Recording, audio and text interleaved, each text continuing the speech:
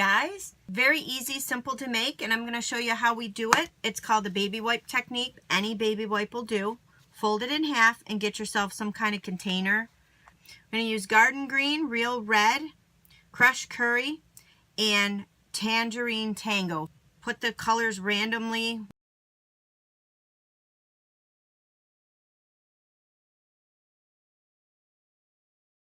So it'll look something like this. All the colors will start to bleed and it'll turn into, all your whites will disappear. Whisper White cardstock.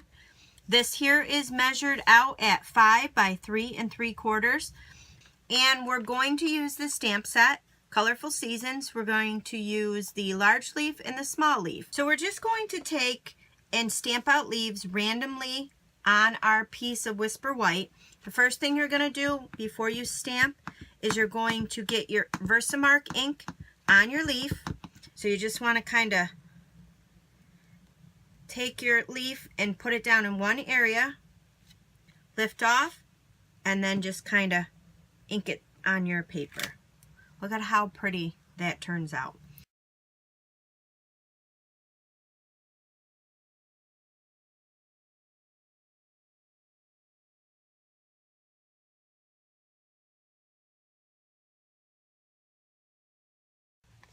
So you'll see how your inks now have filled in a lot of the white spots and have kind of blended together nicely. So you'll be able to do quite a few backgrounds with this baby wipe technique. Take some clear emboss powder and we're going to dump that over the top. And then what we'll do is we'll go ahead and heat that right up. What's really neat about embossing these is it gives it a textured look to it. It's not smooth. So the next thing you'll need is a piece of pumpkin pie cardstock, a scrap piece, and a scrap piece of Whisper White. These were cut using the layering circle framelits. So I'm using the new stamp set, Gourd Goodness, and we're just going to use the pumpkins out of here and the smaller stems for those.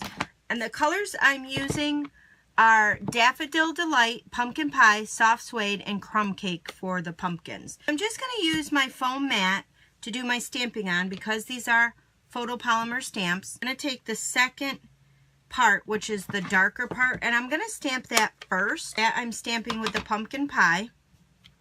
So you just want to stamp it in the center of this circle here. I'm going to bring in the second part of that, the one that's mostly all dark with a little bit of white there, and we're going to use Daffodil Delight for that one, and it gives it that nice